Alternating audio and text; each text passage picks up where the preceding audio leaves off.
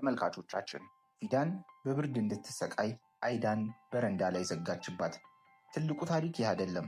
ፊዳን የቡራግ እውነተኛ እናት መሆኗን አወቀች። አረመኔዋ ከሪማን አፏን አፍና ምድር ቤት ውስጥ አሰረቻት። አልበቃ ብሏት ደግሞ ሽጉጥ እስከ መምዘዝ ደረሰች። ቶብራግም ፊዳንን ሲስማት የ5 ዓመቱ የውሸት ዓለም ፈረሰ። ታዲያ ይህንን ልብ አንጠልጣይ ድራማ ከመጀመራችን በፊት እስቲ አሁኑኑ 500 ላይክ እናስገባው። ወደ ቪዲዮ። ፊዳን ቴራስ ላይ እንቅልፍ ወስዷት ስትነቃ በብርድ እየተንቀጠቀጠች በሩ ተቆልፎባት አገኘችው። ፊዳን በመስኮቱ እያየች አይዳን እባክሽን በሩን ክፈችልኝ፣ ብርዱ እየገደለኝ ነው፣ እባክሽን አትተይኝ ብላ በድንጋጤ በለቅሶ ተማጸነቻት። አይዳን በክፋት ፈገግ ብላ ምስኪን እዛው በብርድ ተንቀጥቀጪ፣ ማንም አይደርስልሽም በሚል ንቀት ትታት ትሄዳለች። ከጥቂት ጊዜ በኋላ ቶብራግ ወደ ሳሎን ሲገባ ፊዳንን በብርድ ደንዝዛ ራሷን ስታ ውጭ ወድቃ አያት። ቶብራግ በድንጋጤ በሩን በኃይል ከፍቶ ፊዳን አይዞሽ፣ ምን ሆነሽ ነው? እባክሽን ንቂ እያለ አቅፋት ወደ ሞቀው ቤት አስገባት። ከገቡም በኋላ ፊዳን እሳት ዳር ተቀምጣ እየሞቀች ነው። ቶብራግ በንዴት ጠየቃት። እንዴት? እዛ ምን እየሰራሽ ነበር? ማን ነው ደግሞ በሩን የቆለፈው? አላት። ፊዳንም በድካምና በሚቆራረጥ ድምፅ ቴራስ ላይ ሳላስበው እንቅልፍ ወስዶኝ ነው፣ ስነቃ ግን በሩ ተቆልፎ ማንም ሊከፍትልኝ አልቻለም ብላ መለሰችለት። ቶብራግ በንዴት እንዴት ይህ ሊሆን ይችላል? ቤት ውስጥ እያለን ሆን ተብሎ የተደረገ ነው ብሎ የቤቱን ሰዎች ማሰብ ጀመረ። በሌላ ትዕይንት ደግሞ ፊዳን አልጋ ላይ ሆና በትኩሳት እየተቃጠለች ሃሊዴን አጠገቧ ጠርታ አናገረቻት። ፊዳን በህመም እያቃሰተች ሃሊዴ አይዳ እኮ አይታኛለች፣ እንድትከፍትልኝ ስለምናት ምንም እንዳልተፈጠረ አይኗን አፍጣብኝ ትታብኝ ሄደች ብላ የደበቀችውን ሚስጥር አወጣችው። ሃሊዴም በንዴት ይቺ ርጉምና ጨካኝ ሴት እኔ ያሳያታለሁ፣ አንቺ ብቻ በርችልኝ፣ አትጨነቂ ብላ አጽናናቻት። ነገር ግን የፊዳን ትኩሳትና ህመሟ ይበልጥ እየባሰባት መጣ። በዚህ ትዕይንት ደግሞ ሃሊዴን አይዳን በንዴት እያየቻት አይዳን ፊዳንን በብርድ በረንዳ ላይ ሌሊቱን ሙሉ ዘግተሽባት ነው አይደል? በጣም ታማለች እኮ፣ ይህንን ክፋት ከየት አመጣሽው? ትላታለች። በንቀት አይዳን ትስቅና ምን አገባሽ? እሷ እዚህ ቤት አገልጋይ ነች። በድንገት የፊዳንን ክፍል ትገባና ተነሽና ኪችኑን አጽጂ፣ እዚህ ተኝተሽ ልቀሪ ነው እንዴ? በማለት ጮኸችባት። ፊዳን በድካምና በህመም ድምፅ እባክሽን አይዳ አታሰቃይ፣ ሰውነቴ እሳት እየፈጀው ነው፣ በእግሬ መቆም እንኳን ፈጽሞ አልቻልኩም ትላታለች። የኋላ ኋላ ግን አማራጭ ስላልነበራት ፊዳንም የአይዳንን ትዕዛዝ በማክበር ወደ ኩሽናው ትገባለች። ታዲያ አይዳም ቢሆን ሆነ ብላ የተደረደሩትን ሳህኖች ሙሉ ለሙሉ መሬት ላይ ከሰባበረች በኋላ አየሹ፣ ይኸው ችግርሽ፣ ምን አይነት ሰው ነሽ? በማለት በንዴት ማውራት ጀመረች። ያጠፋችው እሷ፣ ነገር ግን አይዳን ፊዳንን ጥፋተኛ አደረገቻት። አይዳ ይህንን ቶሎ ብለሽ አንሹ፣ ከዚህ በኋላ ደግሞ ውጭውን ታጸጃለሽ ብላ በክፋት አዘዘቻት። ፊዳን እያለቀሰች ሰውነቷ እየተንቀጠቀጠ ግን እኮ በጣም እየታመምኩ ነው፣ በእግሬ መቆም እኮ አልቻልኩም፣ እባክሽን አጨክኝብኝ ብትላትም አይዳን ጭካኔዋ ከባድ ነው። ተመልካቾቻችን እናንተ በፊዳን ቦታ ብትሆኑ ምን ታደርጋላችሁ? ኮሜንት ላይ ጻፉልን። ከዛም ታዲያ ፊዳን ወደ ውጭ ትወጣለች። በዚህ ወቅት ቶብራግ አይቶ ታማ ሳለ ለምን ውጭ እንዳለች ሲጠይቃት ቶብራግ ደህና ነኝ፣ እባክህ ተወኝ፣ ስራዬን መጨረስ አለብን፣ አይዳን ትቆጣኛለች አለችው። ቶብራግም ፈገግ ብሎ በይ ፊዳን፣ የዚህ ቤት ጭንቀት ይበቃሻል። አብረን ንጹህ አየር እንቀበል። በዛውም ይህ ንጹህ አየር ይፈውስሻል ብዬ ነው። ቡራክ፣ ሁላችንም አብረን ሴሚትና አይራን አንብላ አይደለም ብሎ ይጠይቃችኋል። ትንሹ ቡራክ አዎ በማለት በደስታ ዘለለ። ፊዳንም ቶብራክ፣ አይዳን እኮ ይህንን ብታክ ትቆጣኛለች። ይህንን ማድረግ አልነበረብም። ይህ ነገር ጥሩ አይደለም በማለት ስትመልስ ቶብራክ አይዳን አሁን እርሻት፣ አንቺ ለእኛ በጣም አስፈላጊ ነሽ ብሎ ይነግራታል። በዚህ ትዕይንት ላይ ደግሞ ውጪ ላይ እየተንቀሳቀሱ ይገኛሉ፣ ልክ እንደ ቤተሰብ። ቶብራክም ምግብና መጠጥ ለሁላቸውም ገዛ። ከዛም አባዬ በጣም ምርጥ ነህ፣ ፊዳንም ስትስቅ ሲያምርባት በማለት ቡራክ መናገር ይጀምራል። ፊዳን ፈገግ እያለች በጣም አመሰግናለሁ አለችው። በሌላ በኩል ሃሊዴ በከፍተኛ ጭንቀት ስልክ በመደወል ትጀምራለች። ሃሊዴ በስልክ ቶብራክን ልጄ ፊዳንና ቡራክ የት ናቸው? እዚህ ቤት ውስጥ ስላጧቸው ነው፣ በጣም ተጨንቄያለሁ። ቶብራክም ሃሊዴ አትጨነቂ፣ እኔ ጋር ፓርክ ውስጥ ናቸው፣ ንጹህ አየር እየወሰዱና ቫይታሚን እያገኙ ነው በማለት መለሰላት።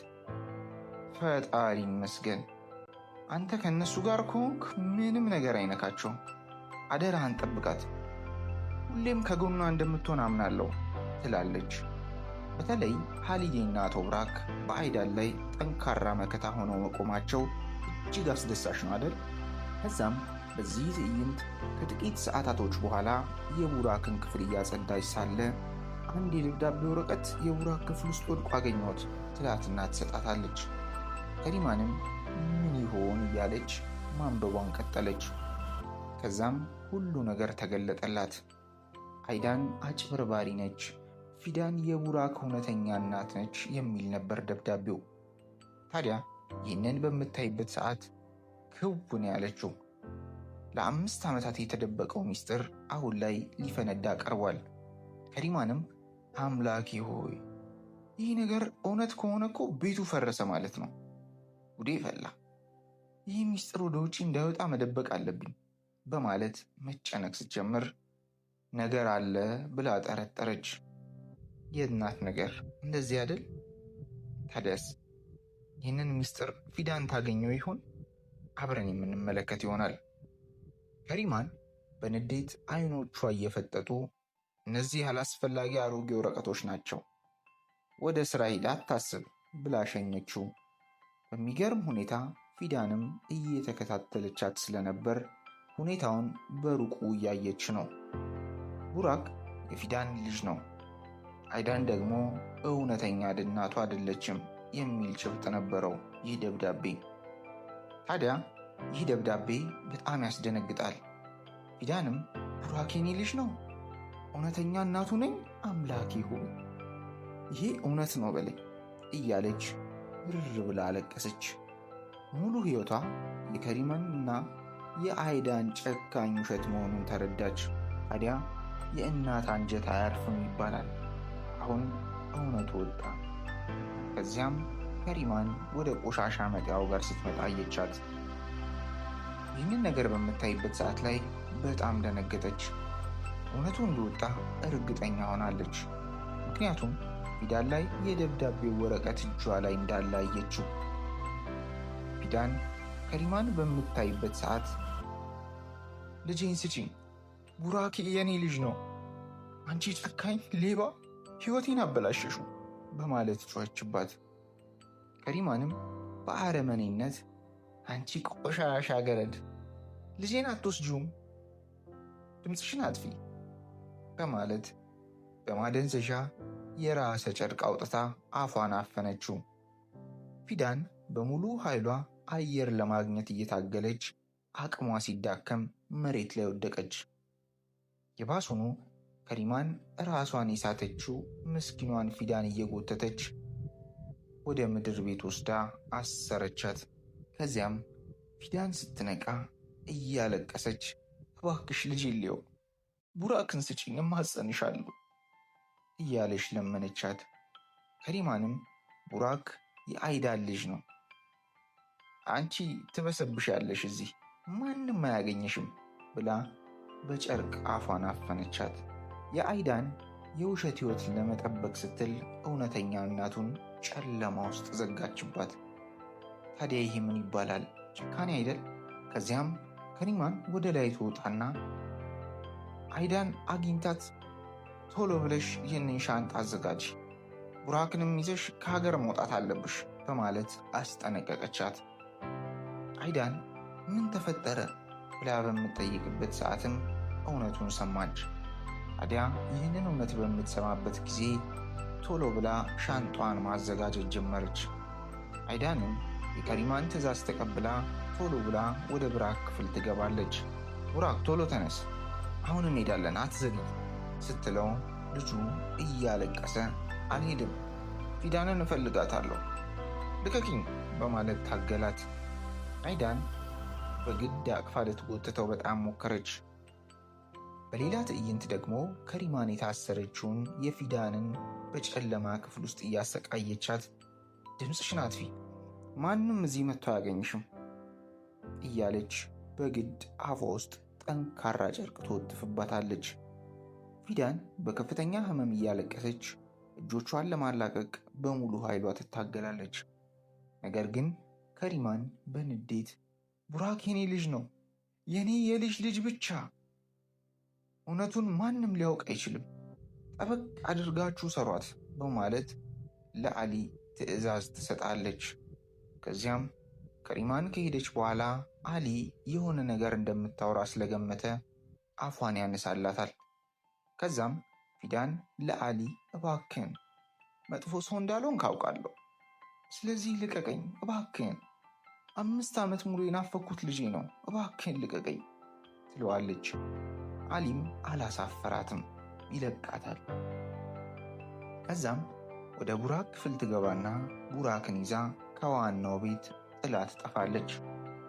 ከዚያም ታዲያ አይዳን ይህ ሁሉ ነገር እንደተፈጠረ ስለማታውቅ ወደ ቡራክ ክፍል ድንገት ትገባለች። ነገር ግን አይዳን ባዶ ክፍል ነው ያገኘችው፣ ምክንያቱም ፊዳን ወስደዋለች። ታዲያ ይህንን በምታይበት ሰዓት በጣም ትናደዳለች። ከጥቂት ጊዜ በኋላ ፊዳን በመጨረሻ ከጨለማው ክፍል አምልጣ ደህንነቱ የተጠበቀ ቆንጆ የድሮ ቤታቸው ጋር ከልጇ ጋር ተገኝታለች። ፊዳን መሬት ላይ ተንበርክካ ቡራክን አጥብቃ እያቀፈች የኔ ልጅ፣ የኔ ብቸኛ አለች። ፈጣሪ ይመስገን፣ በመጨረሻም ተረፍክልኝ፣ ዳግም አላጣህም፣ በፍጹም ዳግም አላጣህም እያለች በታላቅ ደስታ እንባዋን ታነባለች። ቡራክም እናቱን በእጆቹ አጥብቆ አቅፏታል። ታዲያ ይህ ሁሉ ነገር ሲፈጠር ቶብራክ የሆነ ነገር ደስ አላለውም። ከዚያም በቀጥታ ለአሊ ይደውልለታል። ታዲያ አሊ ይህንን ነገር ይነግረዋል። ፊዳል እዚህ አይደለችም፣ የሆነ ቦታ ነው የሄደችው ብሎ ሎኬሽኑን እነግርሃለሁ ይለውና ሎኬሽኑን ይልክለታል። ታዲያ ቶሎ ብሎ ቶብራክም ወደዚያ ቤት መሄድ ጀመረ። በዚህ ትዕይንት ደግሞ ከሪማን ቶብራክን በማጣቷ ምክንያት ሙሉ በሙሉ ቁጥጥር አጣች። ታዲያ የሆነ የጠረጠረችው ነገር ስላለ ወደ አሊ ትሄዳለች። ታዲያ አሊ የፊዳን ተባባሪ መሆኑን ስላወቀች ሽጉጥ ታወጣበትና ፊዳን ቡራክና ቶብራክ የት አባታቸው ነው ያሉት በማለት ትጠይቀዋለች። ነገር ግን ካልነገርከኝ እዚሁ ደፋሃለሁ በማለት ማስፈራራቷን ቀጠለች። አሊም በድንጋጤ እኔ ምንም ነገር የማውቀው ነገር የለም፣ ምንም ልናገር የምችለውም ነገር የለኝም ይላታል። ከሪማን በርግጥ እብድ ሆናለች። ወዲያውኑም የት ነው የተደበቁት? አሁኑኑ ንገረኝ፣ ካልሆነ ትሞታለህ እያለች ደጋግማ ዛተችበት። የገነባችው የውሸት ዓለሟ በድንገት ሲፈርስባት በቀጥታ ወደ አስፈሪ አውሬነት ተቀየረች እኮ። በዚያም ነገራት። በዚህ ትዕይንት ደግሞ በስተ መጨረሻ ቶብራክ ወደ እነ ፊዳንና ቡራክ ጋር ደረሰ። ታዲያ ከመኪናው ይወርዳል። ፊዳን ቶብራክን ስታገኘው ባሌ በሕይወት እንዳለ አሁን በሚገባ አውቃለሁ። አንተ ቶብራክ አይደለህም፣ አንተ የኔ ነጃት ነህ፣ አውቃለሁ እያለች አለቀሰች። መናዘዟንም ቀጠለች። ቶብራክም በድንጋጤና በተደበላለቀ ስሜት ፊዳን እኔ ምን እንደምል በእውነት አላውቅም እያለ ቃላት አጠሩት። ፊዳን አስታውሰኝ እባክህ የኔ ፍቅር አስታውሰኝ፣ እኛ ሁሉ ጊዜ አንድ ነን አለችው። ሳይታወቅ የድሮ ትውስታው እውነት መሆኑን ሙሉ በሙሉ አረጋገጠችለት። እውነተኛ ፍቅርና ጠንካራ ትስስር መቼም አይሞትም የሚባለው ይሄ ነው አደል? በመጨረሻም ቶብራክ ሁሉንም የውሸት ማንነቱን ትቶ የፊዳንን አይኖቿን በጥልቅ ፍቅር እያየ አሁን ሁሉም ገባኝ፣ እወድሻለሁ አላት። ፊዳንም በደስታ እንባ እኔም አብዝቼ እወድሃለሁ የኔ ዓለም ብላ መለሰችለት። ወዲያውኑም በስሜትና በጥልቅ ናፍቆት ተሳሳሙ። ታዲያ ይህንን ነገር እየተመለከተ ያለ ሰው አለ። ምክንያቱም አሊ ከሪማን ይዟት መጥቷል። ከሪማን ይህንን በምትመለከትበት ሰዓት ላይ ትደነግጣለች። ያልጠበቀችው ነገር ስለሆነባት ተገርማለች። በዚህ 5 ዓመታት የተገነባው የከሪማን የውሸት ዓለም ለዘለዓለም ፈረሰ።